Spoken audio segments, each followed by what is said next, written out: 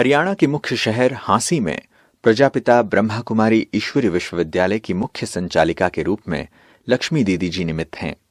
आपका जन्म सन 1958 में हरियाणा के भिवानी शहर में हुआ। बचपन से ही आपको भक्ति, भजन कीर्तन और पढ़ाई में विशेष रुचि थी। आपका जीवन सदा ही पवित्रता और सादगी से युक्त रहा।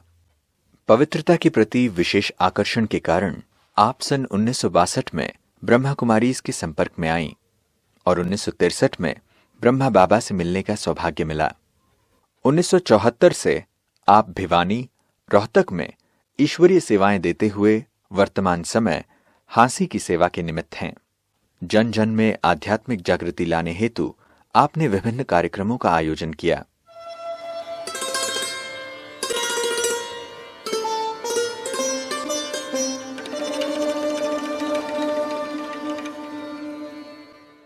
एक सेवा केंद्र, 6 उप सेवा केंद्र तथा 70 गीता पाठशालाओं के द्वारा 3000 से भी अधिक विद्यार्थी इस ईश्वरीय ज्ञान का रसपान कर रहे हैं। बचपन से ही मुझे परमात्मा के प्रति, ईश्वर भक्ति में बहुत ही रुचि थी। हमारे घर के अंदर हमारे दादाजी बच्चों के लिए विशेष रूप से रात को और सुबह के समय सत्संग करते थे, जिसमें मैं रामायण, भागवत आदि की जो कथाएं थी वो सुनती थी और मुझे बहुत अच्छी लगती थी।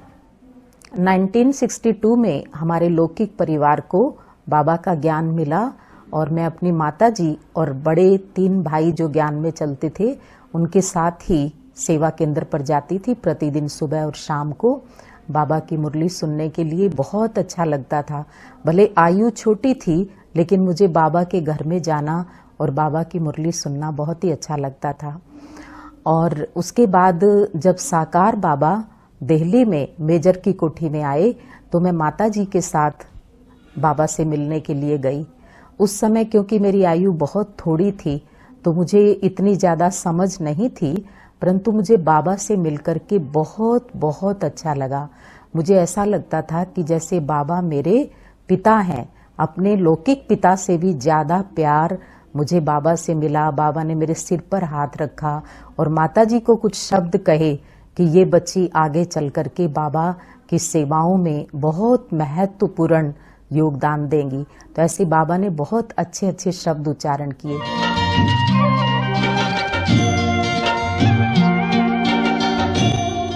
सुना सकते हैं ज्ञान भी, बता सकते हैं बातें भी,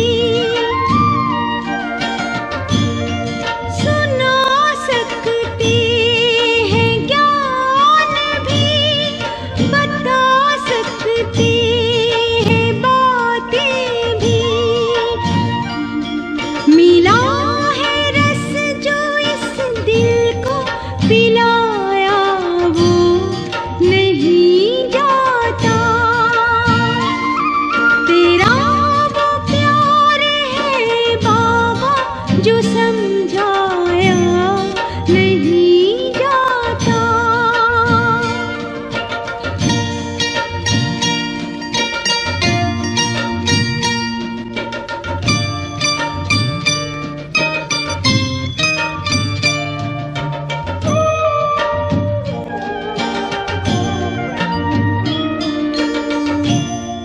कोई पूछे अगर मुझसे बाबा का प्यार कैसा है।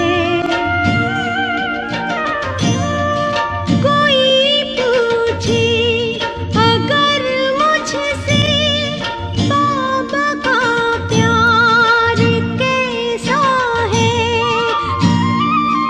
कहूँगी करके देख लो, दिखाया वो नहीं जाता। तेरा वो प्यार है बाबा जो समझाया नहीं जाता।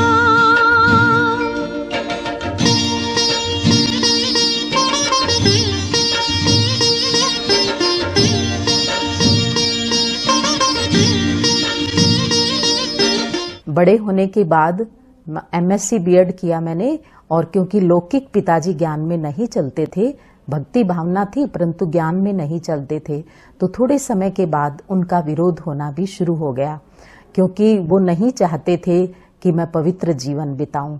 तो इसलिए उन्होंने कहा कि तुम पढ़ाई भले जारी रखो लेकिन ब्रह्मा कुमारी नहीं बनना। तो इसी कारण मुझे अपनी पढ़ाई लंबे समय तक जारी रखनी पड़ी, और MSc बीएड करने के बाद मैथमेटिक्स लेक्चरर के रूप में कुछ समय मैंने गवर्नमेंट जॉब भी की। लेकिन मेरा एक ही उद्देश्य था कि ये जॉब करना मेरे जीवन का लक्ष्य नहीं है, वो तो केवल मात्र क्योंकि पिताजी का इतना बंधन था कि वो घर से नहीं निकलने देते थे। लेकिन मेरा एक ही एम था कि मुझे बाबा की सेवाओं में जीवन समर्पित करना है। जब बाबा पहली बार दिल्ली में मेजर की कोठी में आए तो उस समय भिवानी से काफ़ी भाई बहनें गोपी दादी जी के साथ हम मिलने के लिए बाबा से गए, माता जी के साथ, और बाबा से मिलकर के मुझे बहुत ही अच्छा लगा।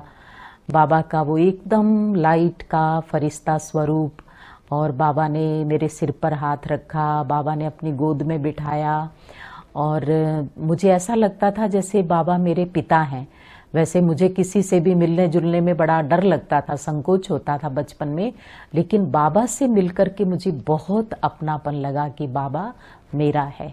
और फिर उसके बाद 1970 में बाबा के अव्यक्त होने के बाद मैं मधुबन में गई पहली बार, और उस समय जब अव्यक्त बाप दादा से मिली तो बाबा से मिल करके बाबा उस समय एक एक बच्चे को मिलते थे, वरदान देते थे, टोली देते थे।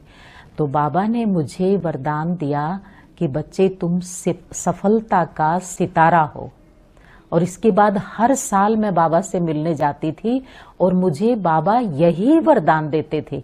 ये मेरे जीवन की एक बहुत बड़ी विशेषता रही है और मेरा सौभाग्य रहा है कि बाबा ने कम से कम 7-8 बार वही वरदान मुझे दिया। कभी कहा बच्चे सफलता तुम्हारा जन्मसिद्ध अधिकार है, कभी कहा तुम सफलता के सितारे हो, कभी बाबा ने कहा तुम विजयी रतन हो। मतलब वो मिलता जुलता वरदान।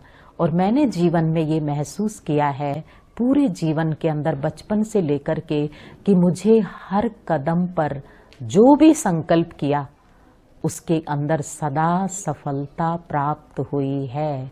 और ये बाबा का वरदान मेरे जीवन के अंदर काम करता रहा है।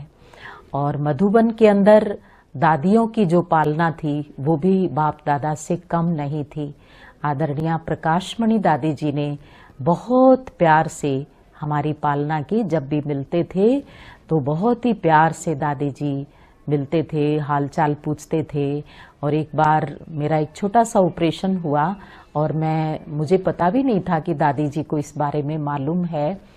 तो मैं पांडव भवन के आंगन में बैठी हुई थी, दादी जी खास अपने कमरे से और वहां तक चल करके आए और दादी ने मेरे कंधे पर हाथ रख करके कहा ठीक हो। तो मैंने कहा हाँ दादी मैं बिल्कुल ठीक हूँ। तो मैंने सोचा दादी जी पूछ रहे हैं तो मैं थोड़ा सा बता दूं। मैंने कहा दादी जी मेरा एक छोटा सा ऑपरेशन हुआ था। तो दादी ने कहा हाँ हाँ मुझे मालूम है, इसीलिए तो पूछ रही हूँ, तुम ठीक हो। तब मुझे इतना आया कि इतनी बड़ी दादी जिनके ऊपर इतनी विशाल जिम्मेवारी है और वो अपने एक एक बच्चे का यज्ञ के अंदर कितना ध्यान रखते हैं, कितना प्यार से पूछते हैं। इसी तरह दादी चंद्रमणि जी की हमें बहुत पालना मिली। दादी जी मुझे बहुत प्यार करते थे और 4-5 बार दादी हमारे पास आए, हाँसी में भी। और दादी की मेरे से बहुत आशाएं थी। दादी कहती थी तुम्हारा जीवन अनेक आत्माओं की, अनेक कन्याओं की प्रेरणा का स्रोत मिलेगा, इसलिए कन्याएं जो तुम्हारे पास रहेंगी वो बहुत कुछ सीख पाएंगी।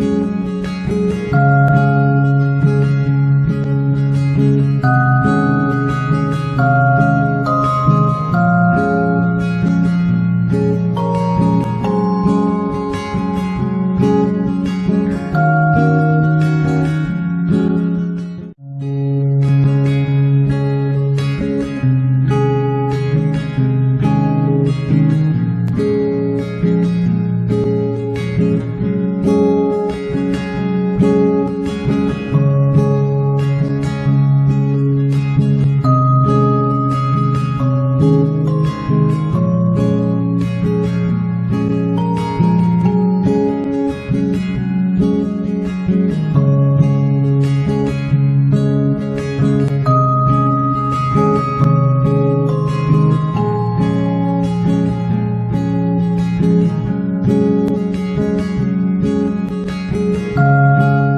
पिताजी का बंधन था और उनका ये कहना था तुम पढ़ाई भले करो लेकिन ब्रह्मा कुमारी नहीं बनना, तो इसलिए थोड़ा सा लंबा समय मुझे पढ़ाई जारी रखनी पड़ी और एमएससी बीएड मैथमेटिक्स में किया और उसके बाद कुछ समय मैंने गवर्नमेंट जॉब भी की एज मैथमेटिक्स लेक्चरर, लेकिन उसमें भी मुझे कोई विशेष रुचि नहीं आती थी क्योंकि मुझे अंदर से आता था कि मेरा जो असली उद्देश्य है वो सारे समाज की सेवा करना है, वो बाबा की आशाओं को पूर्ण करना है।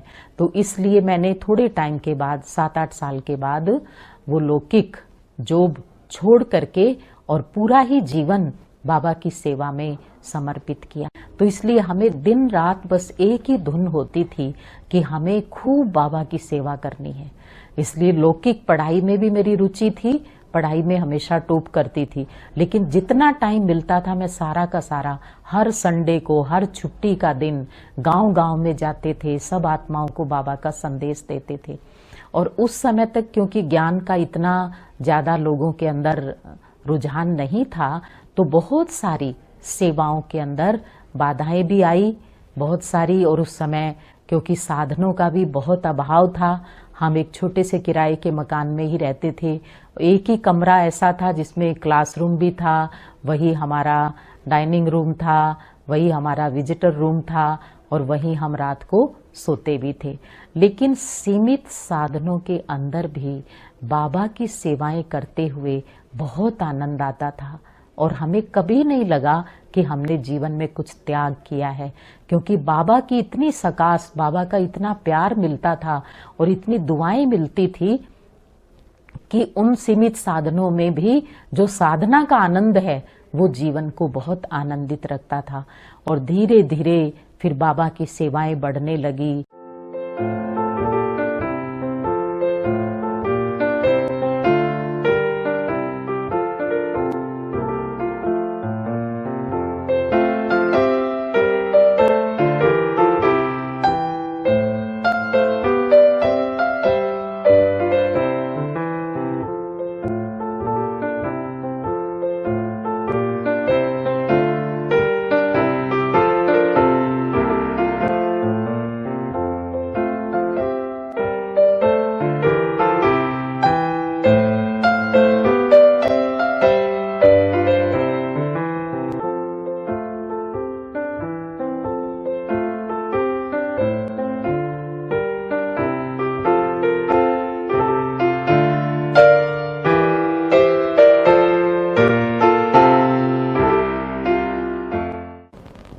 नाइनटीन 1974 में जब से हांसी में सेवा केंद्र बना, तो उस समय बाबा का एक इशारा था कि बच्चे 1976 में एक बहुत बड़ा परिवर्तन होने वाला है, महापरिवर्तन।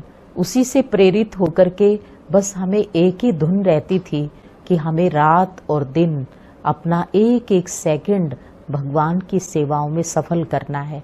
तो इसलिए हम बहुत सेवाओं के प्लान बनाते थे, गांव-गांव में जाते थे, बहुत बिजी रहते थे कि बस जल्दी जल्दी उस परम पिता परमात्मा का संदेश सब आत्माओं को मिल जाए। और उसी लक्ष्य से फिर ये भी रहता था कि समाज के हर वर्ग की हम सेवा करें। तो उसके निमित्त हमने हांसी में जो अपने ईश्वरीय विश्वविद्यालय की मेडिकल विंग है, उसकी तरफ से स्वास्थ्य मेला किया गया, जिसमें काफ़ी सारे डॉक्टर भाई बहनें आए। उसमें कैंप भी, मेडिकल चेकअप कैंप भी लगाते थे और हर प्रकार से आत्माओं को प्रेरित किया जाता था ताकि उनके जीवन में उनका मन भी अच्छा बने, उनका स्वास्थ्य भी अच्छा बने, उनका तन भी अच्छा बने, उनके परिवार के अंदर भी खुशहाली आए। और मेडिकल वीक की तरफ से 2 बार यहाँ बहुत बड़े बड़े डायबिटीज कैंप भी लगाए गए, जिसमें एक बार डॉक्टर गिरीश पटेल जी आए, तब लगभग 2000 आत्माओं ने लाभ लिया।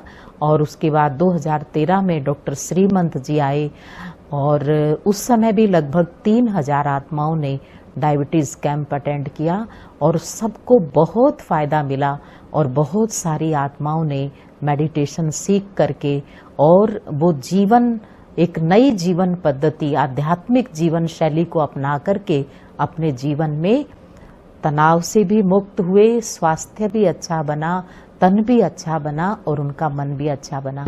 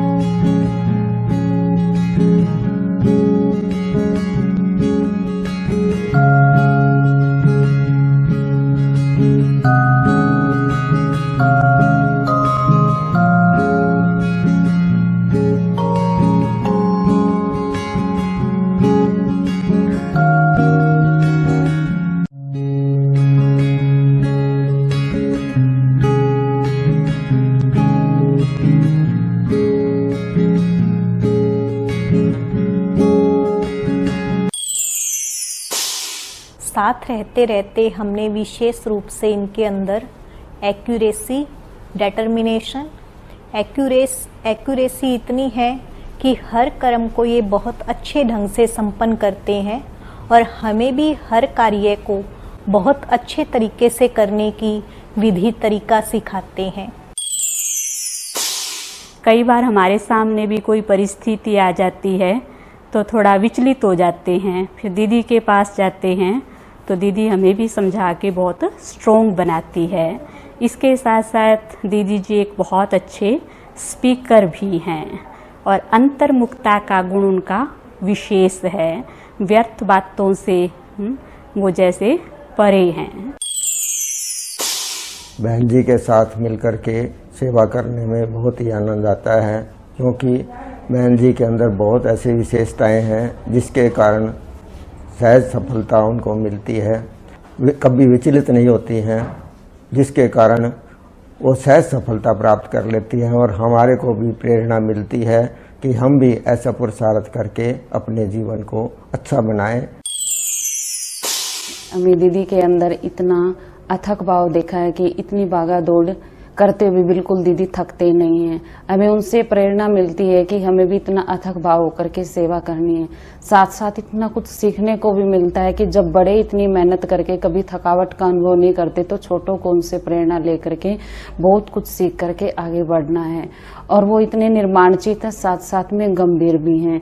गंभीर होने के नाते हर बात को इतनी सहज तरीके से समझाते हैं कि मन के अंदर किसी भी प्रकार की कोई दुविधा न और मन को हल्का भी कर देते हैं।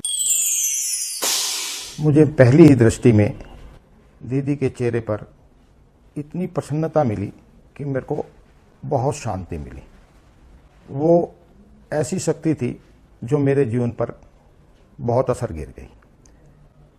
मुझे चेहरे पर प्रसन्नता नहीं रहती थी।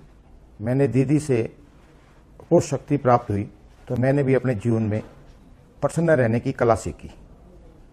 फिर मैं दीदी के पास जब भी मिलने के लिए आता था तो दीदी को जैसे ही मैसेज मिलता तो दीदी क्षण भर में तुरंत मुझसे मिलने आती थी।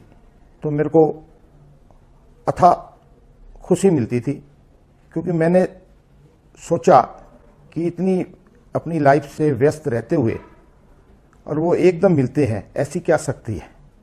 तो मैंने भी उस शक्ति को भी अपने जीवन में धारण किया, क्योंकि मैं एक बिजनेसमैन हूँ और बिजनेस करता हूँ। तो मेरे पास भी कोई मेरा ऑफिस का साथी या मेरी फैक्ट्री का साथी मुझसे मिलने आता था तो मैं बिना आलस करे उससे मिलता था। अभी है संगम युग। इस बेहद की हिस्ट्री ज्योग्राफी को जानकर कितनी अपार खुशी में रहेंगे। तुम बच्चे जानते हो न्यू दिल्ली कब होगी? हमारे लिए नई दुनिया में ही यूं बेहरी परिस्तान होगा। गाते भी हैं, जमुना के कंढे पर महल होते हैं, जब इन लक्ष्मी नारायण का राज्य होता है तब कहेंगे सब कुछ नया होता है। बाबा की जो सारी पढ़ाई है वो किसके लिए है? आत्मा के लिए। गाया भी जाता है, आत्माओं और परमात्मा का मेला लगता है। इसमें कोई आवाज आदि नहीं करती, ये तो पढ़ाई है। पढ़ाई को सुनना होता है, समझना होता है, चिंतन करना होता है और उसे जीवन में धारण करना होता है। सिर्फ कॉमन सत्संग नहीं, गा लिया बजा लिया, इसमें कोई आवाज की बात नहीं, ये तो पढ़ाई है। दूर दूर से आते हैं बाबा के पास, निश्चय बुद्धि जो होंगे उनको बड़े जोर से कशिश। शांति के पथ पर चलो, शिव पिता की तुम संतान। शांति है स्वधर्म तुम्हारा, घर तुम्हारा शांति धाम। शांति के पथ पर चल